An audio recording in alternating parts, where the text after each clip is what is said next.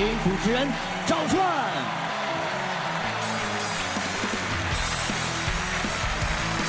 谢谢现场的观众朋友们，欢迎电视机前的观众朋友走进天津卫视的大型情感节目《爱情保卫战》，看一看今天我们请到的几位老师是谁？他们是著名的节目主持人莎娜老师，欢迎；情感作家陆琪老师，欢迎；著名节目主持人严品衡老师，欢迎；著名节目主持人胡磊老师，欢迎。接下来了解一下下面这对嘉宾朋友在他们的情感道路上遭遇了怎样的困惑。各位请看。为什么你总是把所有的事都藏在心里，不跟我交流，然后憋出大问题，你再爆发出来？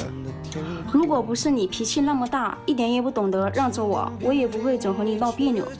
对我来说，冷战还不如大吵一架。我发脾气的时候都是被你给逼的。你当初追我的时候对我那么好，现在却总是挑我毛病。我为了你放弃了自己的梦想，你却不能完成对我的承诺。掌声有请这一对，有请。汤先生27岁，来自辽宁销售；邓女士25岁，来自四川，自由职业。有请两位，有请。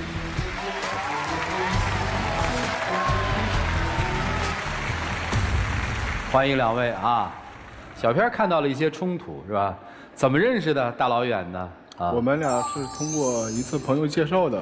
哦，在哪个城市啊？在大连。等于您当时在大连是吧？对。啊，现在在哪儿生活呀？现在也在大连。啊，认识多久了？2年多了。处对象处了多久了？1年多。1年半吧。现在的关系是个什么关系呢？就他这个性格就比较内向。就有时候有什么问题就不跟你交流啊，然后一点点攒就爆发出来，就让我有点受不了。哦，你是受不了他的性格是吗？对，好像就是什么事儿必须得让我去理解他，去了解他。比如说呢？就比如说有一次我们叫外卖嘛，我就问他你想吃点什么，然后他就说你看着点吧，我也就随便点了一下，过了一会儿去拿外卖，外卖回来了，就好像有点不顺心那种感觉，就吃了2口，就直接掉了眼泪跑出去了。我为什么这样呀？为什么？因为他点的全都是我不爱吃的。他本来就知道我不爱吃油腻的，喜欢吃蔬菜一类的。那你当时你跟我说一下也行，那你不至于应该说，你说这个不好吃，或者我们再订一份。我觉得我们在一起2年多，我觉得你足够了解我，我觉得你知道。所以说就你这点我受不了，遇到什么事就不跟你沟通。哎，我问问啊。他喜欢吃什么？清淡的，蔬菜什么东西？哦，他喜欢穿衣服的颜色靠什么色系？一般也比较清新的那种，对吗？对的。哦，喜欢用什么色系的口红？粉红的，对吗？不是。啊，特别淡的那一种。看，这发型更喜欢哪一种？就像现在这种，是吗？哎，还算了解嘛，所以你说，你看你稍微上点心不就得了吗？点外卖，你知道他喜欢吃清淡的，但是在我感觉我感觉这点小事也不至于。我觉得2个人需要沟通，然后我就出去找他吧，找了好几个小时才找到，然后回来就让我说我哪里错了，我说不出来，他还是在那块就是不理我。你难道不知道吗？每回一犯错误都要我提醒你，那我要你有什么用啊？跟你在一起。还有就是去年嘛，他也不是你肚子里的蛔虫，对吧？他知道你想什么，这也有可能。哎呀，还有吗？主持人，就是去年嘛，我们2人不是定好回我家吗？然后我知道他这个人就比较内向，因为我去之前我跟他说好了，我说也不用你干什么，家里来亲你就打个招呼就可以。可他呢，表现得很尴尬那种。这什么叫很尴尬？就是不太会说话，不说话，见人打招呼扭扭捏捏的。我本来性格就内向呀，而且我也是第一次去别人家，而且大过年的嘛，人特别多然后也没有什么共同话语，然后场面就是特别尴尬。也不用你去说什么，你就见人打招呼，我给你介绍人，最起码知道你是谁，对不对？那你也不被我圆下场，我就一个人在那块儿，你明明也知道我不爱说话。这怎么了？场面就特别尴尬，那个时候。就有多尴尬呀？就是尴尬的，就是大眼瞪小眼那种感觉。那有啥呀？可是我心里。然后我也教他了，我教他你去怎么说，我也教他了，他就是表现不出来那种。不是你要他表现出哪种啊？这一姑娘也不是你家新媳妇儿，这羞涩很正常嘛。就起码大大方方的啊，打上比如说你好。对，比如说现在赵大爷来你家了啊，你得把他介绍给我，对吧？啊，比如说，然后你让打招呼，我看他怎么打。来，你也挺扭捏的吧，对吧？来，这个是咱们邻居的赵大爷啊，就是，对他就这样。然后就不太好意思说，那这也没什么吧？那你不能说我呀？就感觉特别不好。哦，你是希望他说，哎，赵大爷好，是这意思吧？对。行，明白了。然后私底下呢，怎么解决呢？然后我们因为租房子的事出了一点问题啊，因为我们之前也是再三交流了，就确定今天要回去，结果就食言了，我也是被放鸽子了，然后那天就没回去，我就跟他说，我说我们再回我家住一晚上吧。啊，当时那种情绪就不对劲，转头就一头扎进超市里面了。我本来在你家就觉得挺委屈的了。不是你在他家委屈什么呀？就是因为在他家嘛，然后本来我不爱说话嘛，明明好不容易我们就可以离开这个地方了，都到那个地铁站了，他突然来一句说我们回去吧，那我心咯噔一下，我当时真的是心里有点难受。我爸我妈对你挺好的呀，对，我知道挺好的，喜欢吃什么但是我这个性格就是慢热性的慢慢来的，你突然让我一下这么，我真的是，那你当时可以跟我交流啊，你说我们说找个酒店或者怎么样。然后一头就扎进超市啊，扎进去怎么问怎么不说啊？那我当时来气了呀，就是很生气呀。那你当时怎么做的？特别气人的一句，他就是说你不准你死在这块儿吧。我当时就是听得特别难受。哦哟。然后我就立马就冲了出去嘛。冲出去干嘛？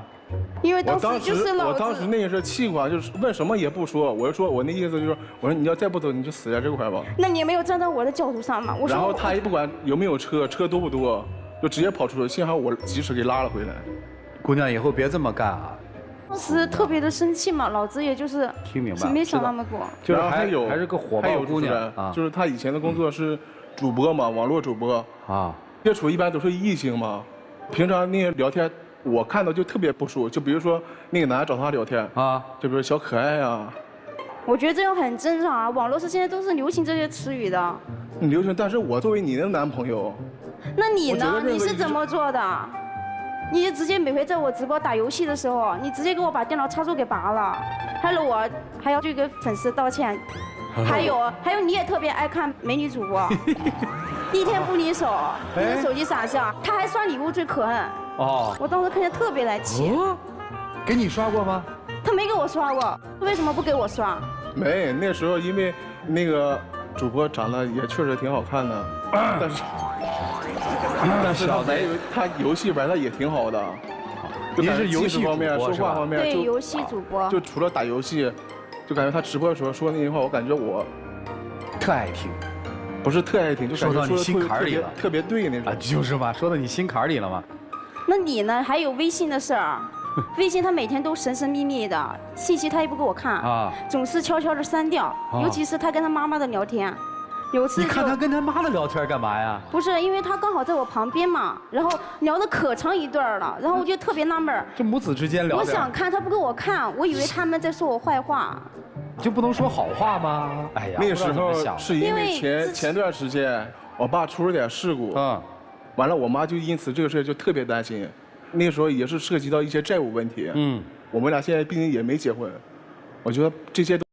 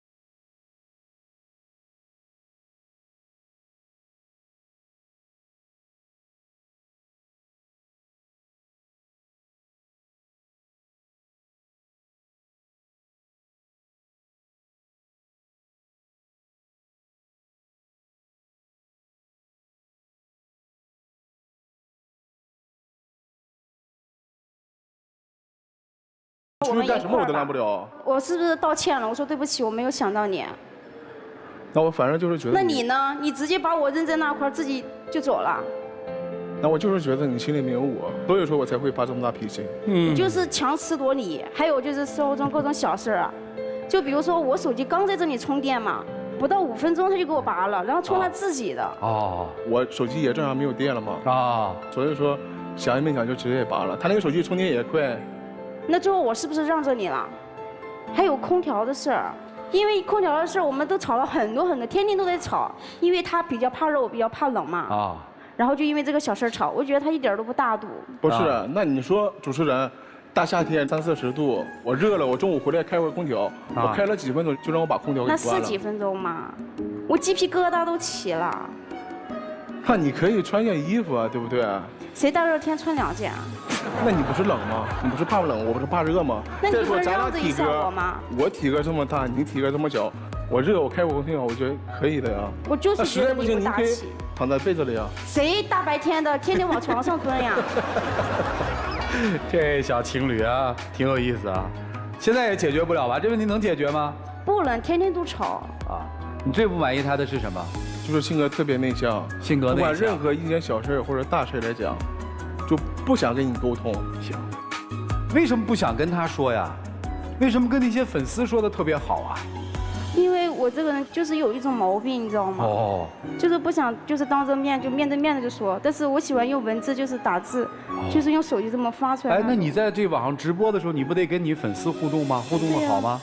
一般我发是比较少的那种，一般都是他们回复的我比较多。哦，所以他是你男朋友哎，未来有可能是你老公。但是我现在已经慢慢开始就是。你觉得你在改变是吧？对，有。恰恰是这小子有问题是吗？对他脾气太大了，真的是。然后我脾气太大是因为什么？说什么事情从来就没有做到过。让人女孩子把话说完。他做什么事情都没有信守承诺过。啊，啥事儿都没承诺过。对，比如说就比如说减肥嘛，因为我们刚在一起的时候，他答应我的，他要减肥。啊。因为他太懒惰了嘛，然后我就想亲自监督他减肥嘛，然后就给他办了一张健身卡，然后几乎每天都让他去健身房嘛，坚持了大概才1周吧，他就开始对我唠叨了，我就感觉他对这个健身就是挺抵触的，找各种理由，说什么感冒呀、生病了呀、发烧了呀，还有训练时受伤了呀。能说的理由他全说了。我觉得这个是应该慢慢来的，没有必要说我知道你是为了我好，为了我。你们俩认识多久？2年多了。2年多，当时你多重？当时180多吧。现在呢？现在胖了10多斤，100。对呀，你不说这事儿是慢慢来的吗？是慢慢增肥还是慢慢减肥啊？对呀，你小子。做的吗？他做的非常的过分啊！他偷偷的就是出去就是夜跑的时候，然后。自己偷偷在吃炸鸡、喝可乐，被我发现了。我偷偷跟出去才知道的。哦。每天回来锻炼，身上一点汗都没有。他为了点吃的，我觉得太没有出息了。那我上1天班累了，晚上你还给我整那些清淡，我能吃得下去吗？再说我这种体格，我本身就喜欢吃比较荤那些菜嘛。是你答应人家要减肥的不？对，是我答应。是你告诉人家是要去夜跑的不？对。那你干嘛去了？但我觉得，所以你的夜跑是炸鸡和啤酒是吗？强词夺理。我觉得他就是没有态度。还有饮料的事，就更可笑了，你知道吗？我当时看见又想笑又想哭的那种。啊。你知道他怎么做的吗？他经常把那个饮料倒在那个不透明的杯里面偷着喝。你说我当时看着我多难受，然后看着又想笑。啊。什么饮料那么迷人？就是我比较喜欢喝那种碳酸饮料嘛。啊。就每次出去就会买1瓶回来，放在冰箱里，然后就趁他不注意会倒在。而且他还是，你知道他藏哪块吗？有次我开冰箱的时候发现了，他藏在西瓜的后面，我看不见的地方。突然那天我翻东西，翻着翻着，突然看见后面有饮料。要不然咱跟他分了吧？不行。我在这里面关注几件事啊。1。为什么给那女主播刷那么多钱？自己的女朋友也是主播，为什么不关照一下？因为他这个也属于一份职业嘛，就感觉他挺对得起这份职业。我把这个钱上去，我感觉也算是那个什么吧。我就问你为啥不给你女朋友刷？那你没有想过我的感受吗？他本来有戏太菜了。明明就是你错了，他总是这样。所以总是觉得他是对的，我就讨厌他这一点。所以其实你是认为他在主播行业，你女朋友的工作能力是差的。可以这么理解。好，第二个问题我想问，如果你去他们家的话，你能表现得比他在你们家更好吗？可以。真的吗？真的。那你去了吗？没去。干嘛不去啊？所以其实如果从勇气上来说，女生比你的勇气还要大呢，人家至少敢去，对不对？你敢都不敢。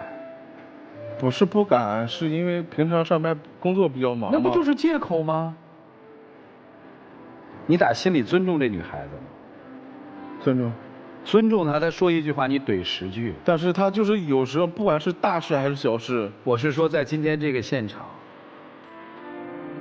所以最后一个问题，你真的想跟她长久的在一起吗？真的想。想啥呀？她就是一个腼腆的，不爱跟人沟通和交流的，她就是一个让你猜的女人。你让她改这些东西，你改得了吗？她改不了，我改。啊？她改不了，我改。这不就跟那减肥一样吗？我答应你减肥，可是我越减体重越大。问女生几个问题，离不开这个男生吧？我有点舍不得，因为他脾气那么大，越减越肥，到处欺骗。因为他对你也不好。现实生活中对我挺好的。哦，怎么对你好呢？反正什么事都挺包容我的嘛。哦。我懒得动的，他都会去做。哦。做的挺多的，就是生活中的那些小事情。挺宠你的。嗯，对。可是他脾气大呀。对，这个其实我一直都让他去改。他以后脾气会越来越大呀。你想过？想啊。我觉得既然我们2个在一起了，我尽量去融化他这个脾气吧。融得了吗？我觉得他真的爱我的话，应该是被我改变的。那他真的爱你吗？好多疑问哈，就是一段感情真的像你说的那样，本来都是一些小冲突、小情绪，当小冲突、小情绪完全被堆积在一起，把它摊下来谈的时候，突然发现怎么到处是问题，是吧？连自己都觉得害怕了，有没有？有。可是我们又很珍惜，那这个背后藏的是什么呢？我们听听老师们的分析，一起进入丘比特问卷。张先生、邓女士，你们好啊！我刚才听到你们俩说，因为那个充电器和空调的问题吵架，我又乐了。其实这种小事儿，你知道能代表什么吗？就是代表2个人其实在感情当中过多的想的都是自己。我们先来说邓女士哈，现在的女生经常会充当爱情当中的法官，什么意思呢？就是她时时刻刻都在寻找自己被爱着的证据，比如说，今天下雨了，你有没有打着伞来单位接我？比如说。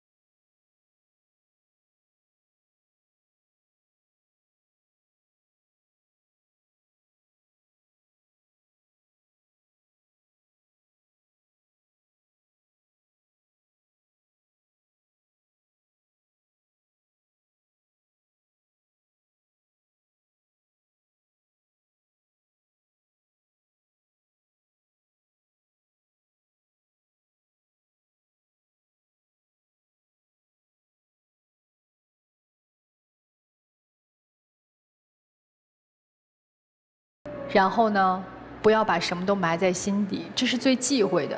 你总觉得他能了解你，他特别懂你，他应该是全世界最懂你的人，怎么可能？爸妈都不一定那么懂你，让一个跟你才认识2年的男人那么懂你啊？不懂不代表不爱，但是要看他愿不愿意去了解你，愿不愿意去懂你，这是一个过程。对男生来说的，我觉得，为什么说你脾气大，就是过度的以自我为中心，把自己的情绪放大，不去考虑对方的感受。你对于他的职业，在工作当中表现出来的能力，还有他的性格，你是存在很大的看不起的成分。性格这方面你可能是没办法接受，职业能力是你觉得他不够好、不够优秀。所以在你心中这样的一个评价的女人，你觉得你能跟她过一辈子吗？这一时你能忍得了她的性格，但真正你心里面想要接触的，或者想要跟你合拍的那个女生的性格是什么样的，你应该非常清楚。此时此刻你可能确实很爱她，但是你能保证一辈子这么包容她吗？就从她初次去你们家很害羞这件事就能看得出来，以后要面对的事儿更多，你能一如既往的包容吗？这一次你都包容不了，所以这个问题你要想清楚、想明白，看清楚自己要的，想明白对方要的很重要。谢谢。好，谢谢珊娜老师。是相互不懂呢，还是不合适呢？我觉得是不合适吧。我觉得你们俩懂还是挺懂的，至少对方喜欢什么，对方想要什么，对方是个什么人，是吧？对方为什么生气啊？怎么就生气了？生气之后的表现是什么样的？发脾气的状态是什么样的？什么时候会发脾气？我觉得你们都知道，不是不懂嘛，是不合适。两个不同文化状态下的人，两个不同生活习惯的人，两个对于外界的事物有不同看法的人，如何在一起生活？你们有探讨这样的问题过吗？没有吗？你们老想着啊，你要改变，你要变化，我们要一样，一样是不可能的。两个人一定不同，不同的人怎么在一起生活？我们找到一个什么样的妥协点？找吗？不找吗？你看你，就是任性，各种每天给他做题，让他证明爱不爱你，有什么可做的？你是不是丢西瓜捡芝麻？你一个遥控器闹半天，是吧？一个什么插座，你今天在台上还说。女主播这个事儿你闹了没？你女朋友本身就做主播的，你不给她刷，你给另一个女主播刷，今天但凡是另一个女主播在这儿，一定给你闹死，对不对？你自己想，你自己也知道做主播有多不容易，要做多少活，要播多少时间，你是不是丢西瓜捡芝麻？你自己想，这么大的事儿你不说，天天说那个遥控器的事儿。从这件事情上就很简单，你们两个人的相互认同感很低，你们在彼此的眼中并不认为对方是一个很值得的人，你们只是认为我们两个人在一起，你对我好，我对你好，我们两个人就一起生活下去。但是如果不觉得对方是一个很值得的人，不觉得对方是一个非常值得爱的人，不觉得对方是一个特别特别好的人，今后这条路怎么走下去？所以真正看问题是看这样的问题，至于磨合期间的所有遇到的那些细节，都是可以解决的，没有什么是不可以解决。关键在于你们现在有没有解决问题的态度嘛？你们因为互相不认同，所以解决态度都没有，根本就没有去想过我要解决这个问题。你们唯一想的就是你要不为我改变，你不想为他改变，他也不想为你改变，那不就完了吗？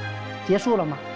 所以说，你们今天真正回去要好好想一想的是，我可以为一个不同的人做到什么程度，他在我心目中究竟好到什么程度。想完了这一点之后，然后再解决问题，好吧？就这样。好，谢谢陆琪老师。其实很多人能够走在一起，是因为不同而相互吸引。你身上有我没有的，哎，我觉得很有意思；我身上有你没有的，哎，我觉得很有魅力。你们两个还真不是说因为不同就不能走在一起，而是你们之间的感情真的是错位的。其实我们仔细去分析一下啊，在这段感情中，我倒觉得女生你真的是没有底线，先把自己完全毫无保留地展示出来。我这么不愿意和长辈去多交流的一个内向的女生，我鼓起12分的勇气去到他家，还要被他数落，甚至说难听的话，你哪里有底线呢？应该他这么一个善于表达的人，先去你们家呀，先给你一把底气打足了，让你有信心了，你再去他们家呀。你说你管他胖的事儿，他妈妈是不是都不管呢？都觉得哎，儿子都这么大了，20多岁了，胖瘦自己把握，健康不健康在你自己身上。你替他想的太多了，你也不是他妈呀。想的太多，走得太近，就乱了方寸。我相信你对他是有好感的，但是你真的错误地审视了这段感情。你甚至刚才说了一句话说，主持人问你说你不舍得分开啊？你说是啊，为什么呀？因为他包容我啊。天呀，他哪里包容你啊？有的事情挺包容我的。你不要，就刚才陆琪老师说的，你只抓那个芝麻不看西瓜。他大的事情上，在你有勇气去见长辈，关心他真正的健康问题，这些大方面你看不到，你只看到的是细的，他可能对你哪里好了一点点，那不是生活的根本。在一起过日子真的是抓大放小，所以你对他的方式其实真的是用力过多，而又太去忽略了他身上的弱点。而男生，你在这段感情中真的太自以为是了，你时时处处把自己放在一个制高点，对于女朋友对你善意的这种要求，你都不放在心上。那你是不是能够问问自己的内心，是不是真的喜欢他？是不是真的我们能够这样走下去？是不是我们的性格真的彼此合适？如果不能，你也放过他，也别勉强自己。好，谢谢。好，谢谢严老师。有那么严重吗？有那么严重吗？肥是要减的，没有一个健康的身体，你怎么给对方好的生活？我们必须承认几点：第一，在相爱之前，你是你，我是我；在相爱之后，依然你是你，我是我。只不过是在爱情当中，你是我目前唯一的选择。那么既然这么多年都没有在一起，因为相爱走在一起才2年，对方身上所存在跟你不同的那些点，一定是客观存在的。在这个世界上，没有完全相同的2片叶子和完全适合的人。我的观点就是没有合不合适，只有够不够爱。你能举出多少因为不合适没有在一起的例子，我就能举出有多少千差万别、相差很远的人最后走到一起的例子。所以合不合适没有唯一的标准，而是关键在于你们够不够爱。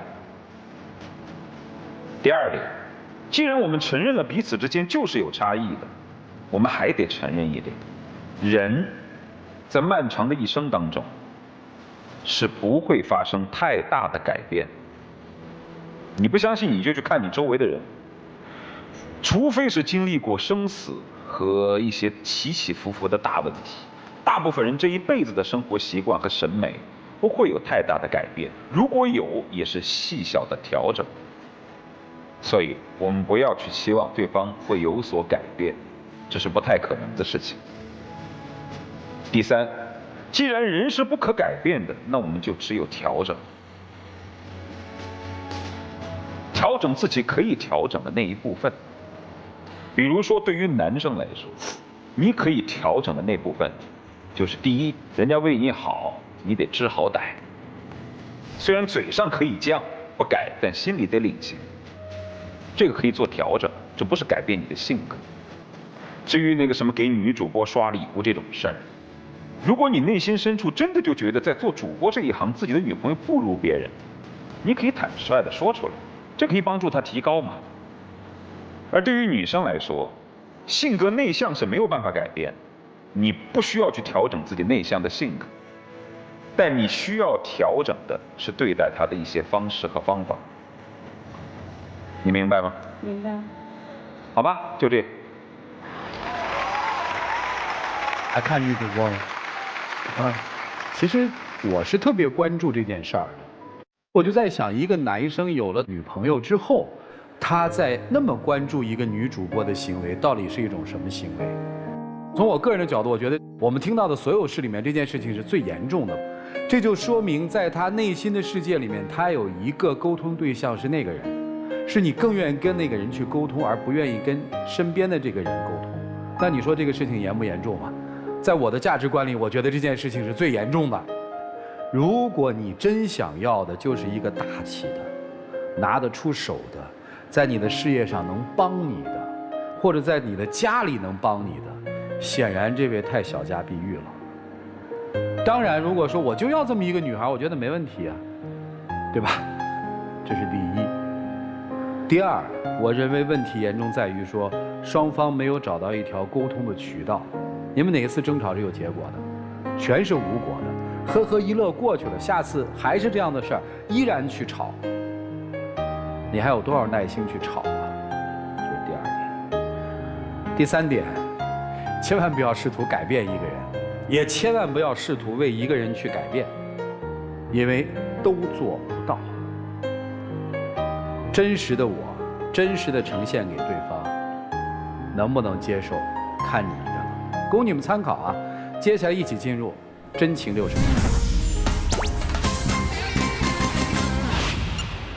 刚才听嘉宾点评，我就感觉，的确是因为我脾气太大了，也不懂得谦让你，所以说我们才会一而再再而三的出现这么多争吵。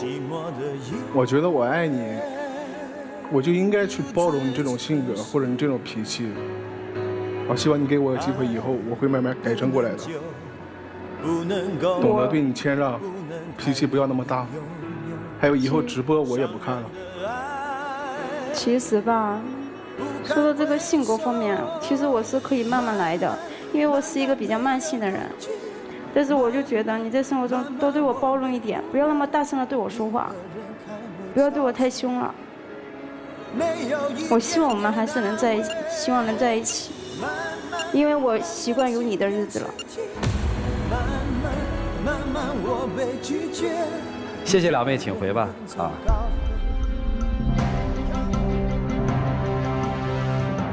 来，请关门。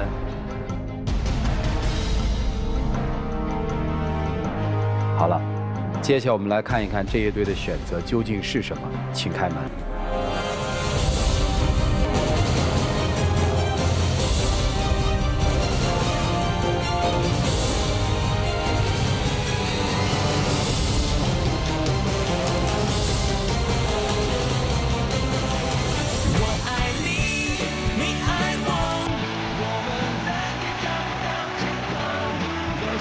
来，见证属于他们的浪漫时刻，请见证。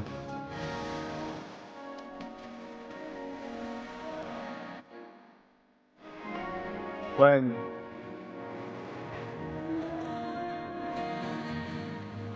你也改一改吧，真的。当时说的，我真的是有点想离开走的那种感觉。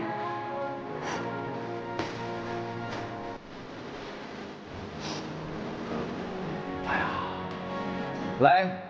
好好相处啊！谢谢两位，请回吧，请回。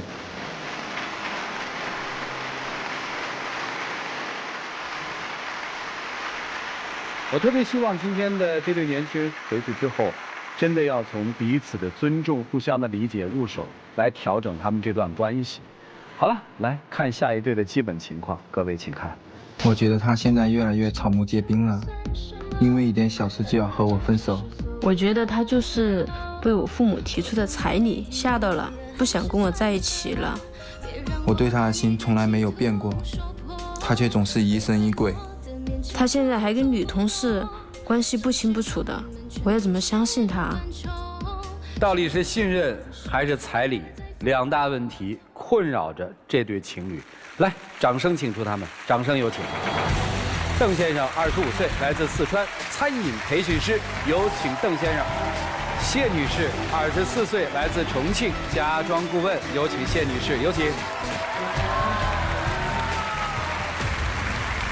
欢迎两位哈。今天是谁要来的？来的目的是什么？是我要来的。你要来的目的是什么呢？我想让他不要再猜忌我，我想挽回他对我的信任。哦，挽回信任，现在不信任他了？对，因为我觉得就是因为提了这个彩礼之后，他现在对我态度就没有之前那么好了。哦，那我们就从彩礼开始说，好不好？嗯，可以。交往多久？现在？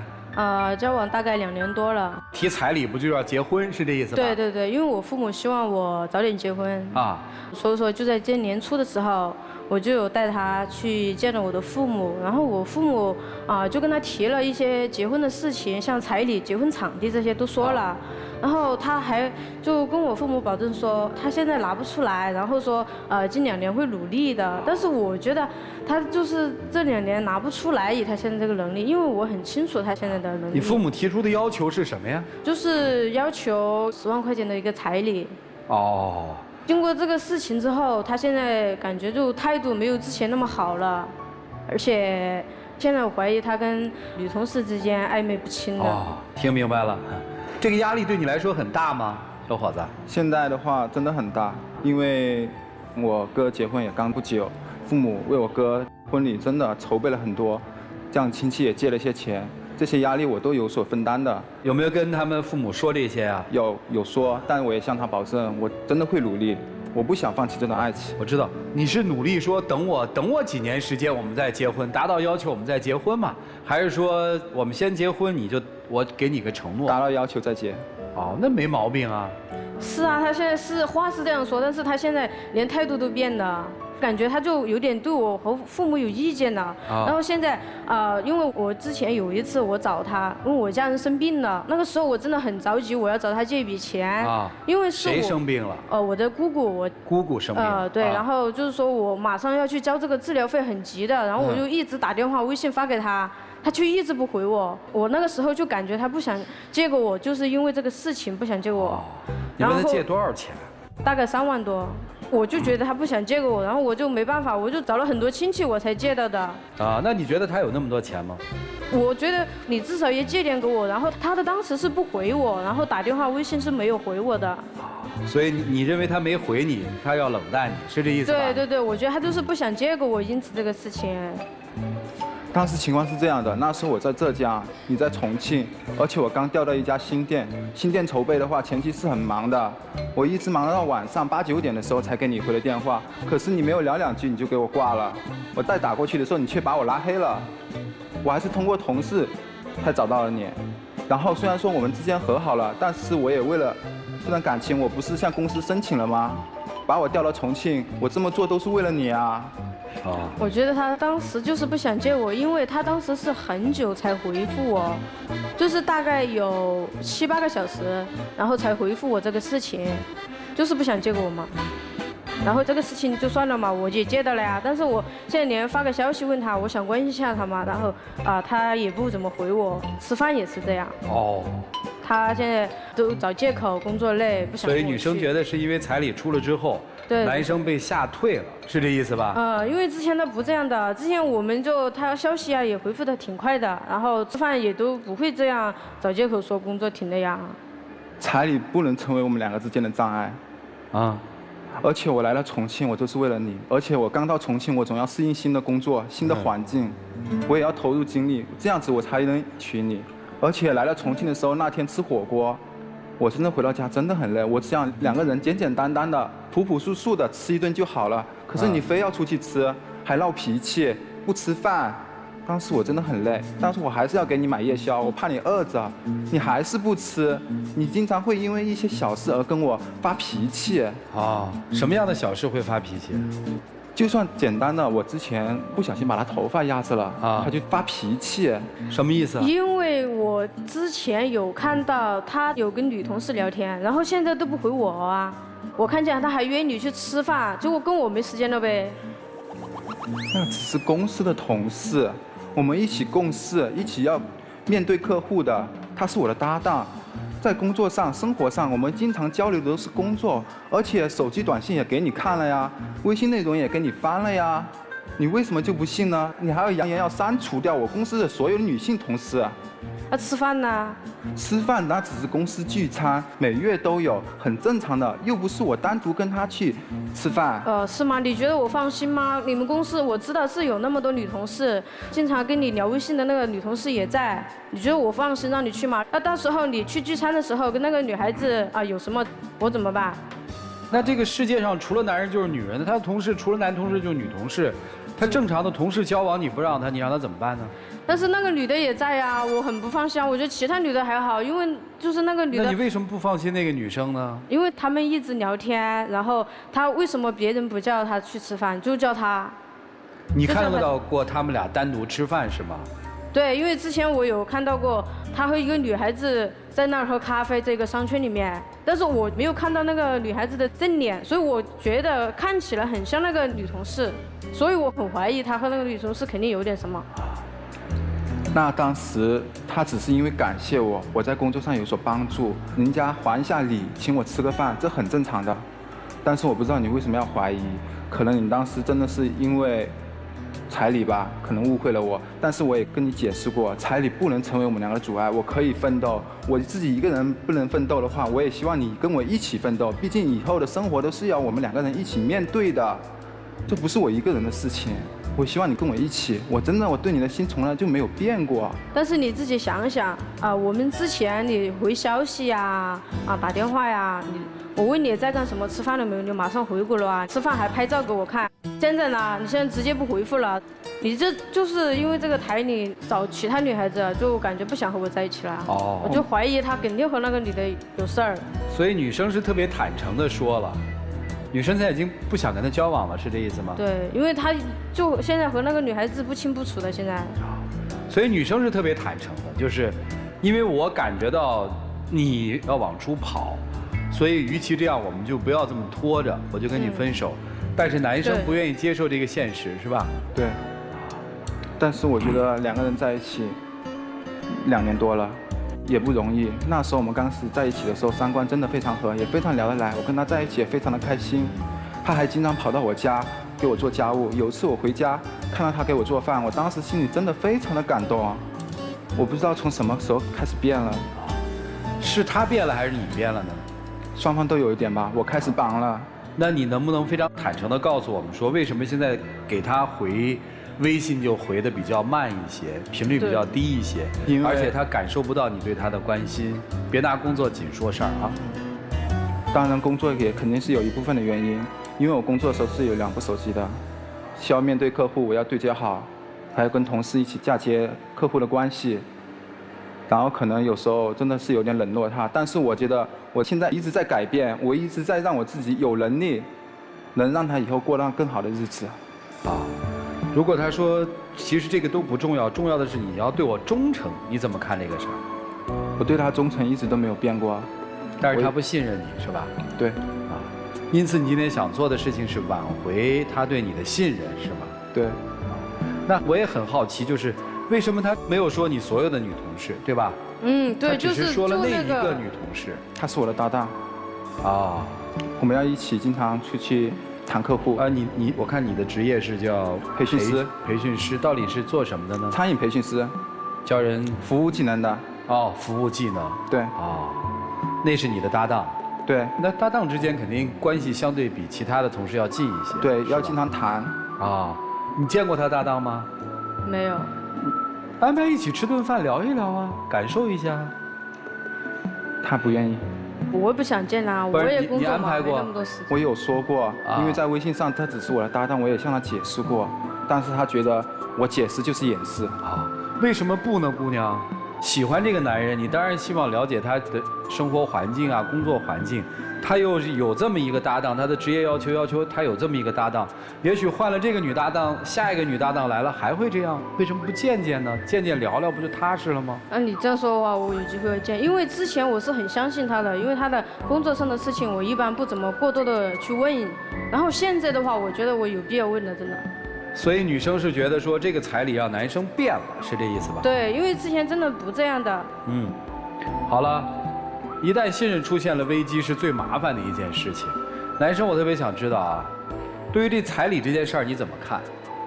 我觉得彩礼是正常的，毕竟我要爱他的话，我必须要证明自己我能承担这个责任。所以就说你并没怪责他们家问你要彩礼这件事儿。对。你喜欢这姑娘什么呀？就是为什么要付出这么多娶她呢？因为我觉得跟她在一起2年多，从相识到相知都是不容易的，毕竟这2年的感情不是那么容易割舍的。我跟她在一起也非常的快乐啊，而且她非常知书达理。她曾经跟我说过这么一句话，她不会嫌弃，她会愿意跟我结婚，愿意到我老家那边去安家。哦，有一次我带她回我家，她一到我家就特别勤快，而且帮我父母做这做那。我父母也非常的夸赞她，我全家人都对她感觉不错，而且她在生活上也特别照顾我。我觉得能娶到她真的是一个福分。哦，你是这么看的啊？女生去过他们家？啊，对。条件好吗？一般吧。愿意跟她回老家生活吗？对呀，因为我那么在乎她，我觉得还是愿意为她去她那边，去照顾她和咱们家人。所以你受不了的是？怕他花心了，是吧？对对对，我最受不了就是别人这一点。好，所以老师们，你们看看这段关系应该怎么办？这个信任还应不应该重建？还有没有信任？到底是场误会，还是有别的什么原因？让我们一起进入丘比特问卷。段先生、谢女士，你们好啊。我先问一个问题，问谢女士，在说这个彩礼问题之前，她这个女搭档存在吗？女搭档存在，一直都存在，是吗？对。所以在说这个彩礼问题之前，你从来没有关注过她跟这个女搭档的所有的。对，我不怎么关注她工作上的事情之前。那为什么说了彩礼之后，你就开始关注了她跟她女搭档的关系呢？对呀，就是连基本的回个消息，因为之前很快回复嘛，或打电话什么的。之前聊天也跟我聊得很细啊，什么都跟我说。现在她都是什么都不说了，然后消息也回复得挺慢的那种。你们2个人就这个彩礼问题，我觉得有一个人在赌。我自己的感受，第一开始我觉得是男生在赌，但我越来越现在觉得女生也在赌。女生好像有点对号入座，就是我先设了这样的一个框子在这儿，然后什么事儿都往里安，往里安，越安越觉得哎就是这么回事儿，哎就是这么回事儿。所以，其实我可不可以这样理解？他所有的经济实力，他家庭条件，你从一开始都是了解的。对。有2种情况，一种情况是你也觉得父母提出的这个彩礼，他是达不到的，你也替他担心怎么办？对。还有一种情况是，你自己心里也认同，如果他什么都没有，我嫁给他之后有什么保障呢？所以我觉得。如果到了我们这个舞台，2个人如果都能敞开心扉，把自己包裹在面子上那些东西撕掉的话，我们说一些真心话，到底是怎么想的？是否是在对号入座？然后男生，我刚才为什么一开始会想你在躲？也确实，男人要面子，我给不起。我也不知道我的未来什么时候能够挣得这些东西，我也不知道我未来什么时候能娶你，所以你有意消极面对这段感情，这也不是不可能。所以你们2个人都好好想想，现在就是一个，当爱情遇到的现实怎么办？要什么我们就直接告诉对方，也不辜负我们曾经在一起的这段时光，我们就不要彼此伤害、彼此折磨，好吗？谢谢2位。好，谢谢珊娜老师。这里面有好几次的交锋啊。第一次，这个男生上家里去的时候，跟他要彩礼的时候，男生说我没有的时候，女生估计心里就咯噔一下啊，这是第一次。第2次是因为姑姑生病这个事儿，跟男生借钱一直没回，女生估计心里面又咯噔一声，所以慢慢发展到后面。其实女生害怕的不是你搭档，女生害怕的是你拖着。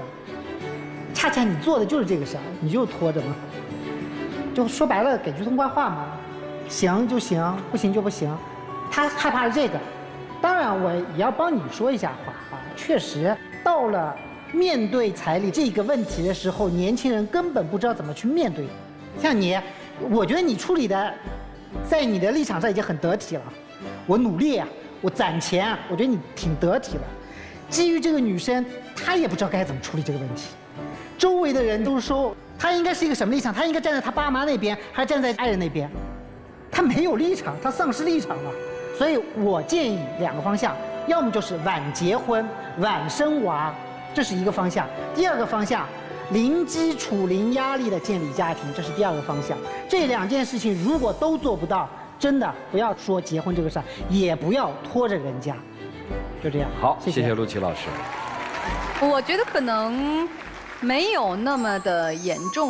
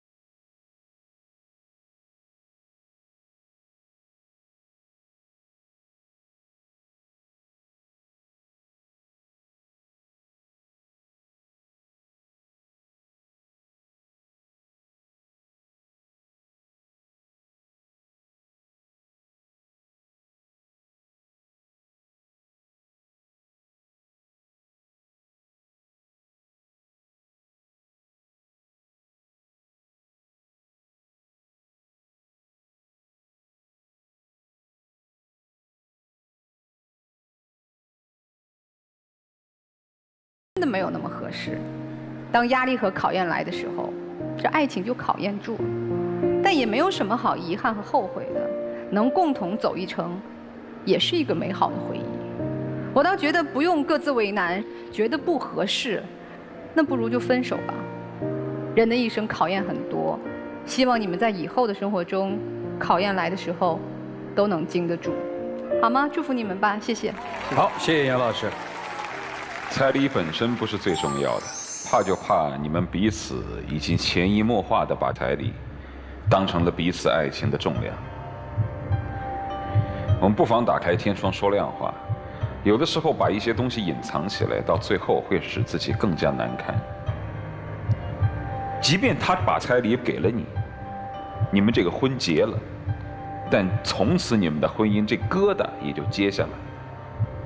你们不管结婚多少年，都不会忘记当年的彩礼，把你们拦在了婚姻之外。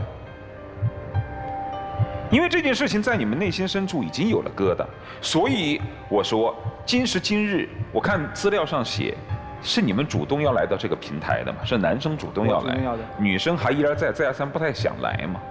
如果来了，就应该打开天窗说亮话，把自己内心的疙瘩都说清楚。即便不结婚，也不能让彼此之间有了怨恨。说白了，就这彩礼恶心到你们两人，但是在恶心的背后，你们也发现你们俩之间其实感情并没有那么深厚。所以说彩礼不好，但也好，照出了你们真实的情感，好吧？就这样。好，谢谢涂老师。一会儿真情告白的时候，把心里的真话都说给对方听嘛，好不好？接下来我们一起进入真情60秒。还记得我们当初认识的时候吗？那时候我们在一起真的无忧无虑，只要真心爱着对方就好了。我还是希望我们两个好好的，能在一起，像刚开始认识的一样，那么信任对方。我真的想跟你在一起，想跟你去奋斗。我对你的心从来都没有变过，但是我还想跟你说，我们真的还是在一起吧，不要离开我。我觉得是你没有给我足够的安全感，你就是因为这个彩礼的事情，现在对我特别冷淡，然后还和女同事这样暧昧不清的，你让我怎么办？我也很害怕呀。你让我以后怎么面对今后的生活？你现在，谢谢两位，请回吧，谢谢你们。来吧，看这对年轻人自己的选择是什么，请开门。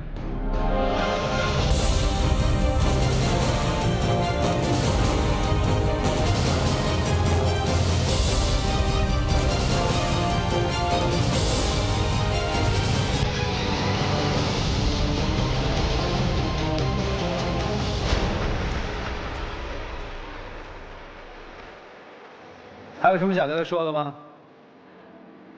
不用说了。啊，谢谢啊，请回，谢谢你。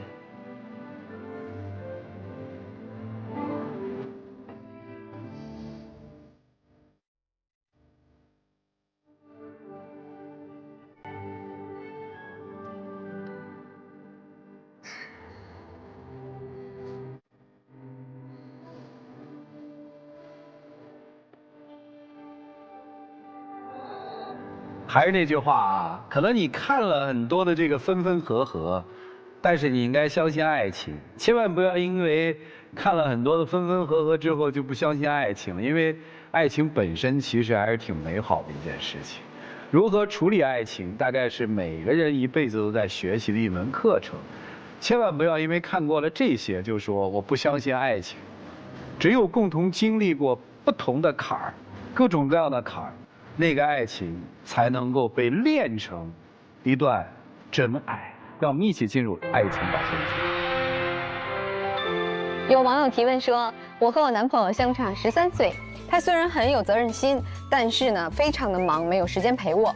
那他在想呢，如果找一个比自己小1岁的，可能会照顾你，陪你开心，但是一旦打游戏就不陪你。